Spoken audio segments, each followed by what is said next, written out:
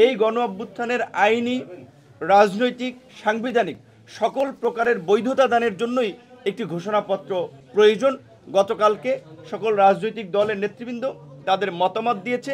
তারা সকলেই তাদের নিজস্ব যে আত্মত্যাগ এবং নিজস্ব যে সংগ্রাম সেটিকে সংযুক্ত করে এই ঘোষণাপত্র দেওয়ার আহ্বান জানিয়েছে। আশা করি খুব শীঘ্রই সেটি ঘোষণা হবে।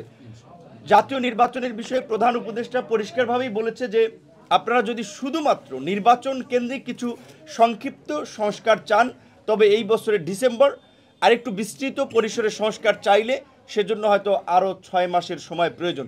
আমরা মনে করি যে শুধুমাত্র একটি নির্বাচনের জন্য এই গণ অভ্যুত্থান হয় নাই, শুধুমাত্র একটি ভোটের জন্য এই গণ অভ্যুত্থান হয় নাই। রাষ্ট্র পুনর্গঠন, রাষ্ট্র সংস্কার এবং রাষ্ট্র মেরামতের মাধ্যমে একটি গণতান্ত্রিক, মানবিক এবং জন আকাঙ্ক্ষার বাংলাদেশ বিনির্মাণের জায়গা থেকে এই গণ অভ্যুত্থান হয়েছে। কাজেই সেই জন আকাঙ্ক্ষার বাংলাদেশ বিনির্মাণে রাষ্ট্র সংস্কার অনিবার্য হয়ে উঠেছে। সংস্কার কমিশনগুলো তাদের প্রস্তাবনা দিয়েছে। আমরা চাই সংস্কার কমিশনের এই প্রস্তাবনার আলোকে রাজনৈতিক দলগুলোর সাথে আলাপ আলোচনা করে সরকার রাষ্ট্র সংস্কারের একটা পূর্ণাঙ্গ রূপরেখা জাতির সামনে উপস্থাপন করবেন। সেইটার অধিকাংশ বাস্তবায়নের পরেই তারা নির্বাচনের পথে হাঁটবেন।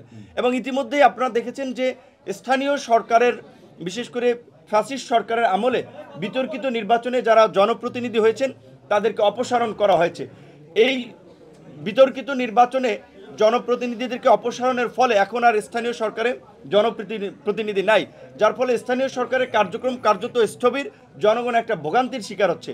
তাই আমরা দ্রুত বর্তমান সরকারের কার্যক্রমে গতি আনার জন্য, সরকারকে গতিশীল করার জন্য জাতীয় নির্বাচনের আগে স্থানীয় নির্বাচন করার আহ্বান জানাচ্ছি। জাতীয় নির্বাচনের আগে যদি স্থানীয় নির্বাচন হয়, এই নির্বাচন হবে বাংলাদেশের ইতিহাসে সবচেয়ে গ্রহণযোগ্য, সবচেয়ে মডেল স্থানীয় সরকার নির্বাচন। কারণ রাজনৈতিক দলগুলো সরকারে গিয়ে যখন তারা স্থানীয় সরকার নির্বাচন দেয়, সেখানে তাদের আধিপত্য থাকে, প্রভাব থাকে, বিপরীত পক্ষের প্রার্থীদেরকে আঘাত করা হয়, হামলা করা হয়, মামলা করা হয়। এটি বাংলাদেশের গত 5 দশকের ট্রেন্ড আমরা লক্ষ্য করেছি।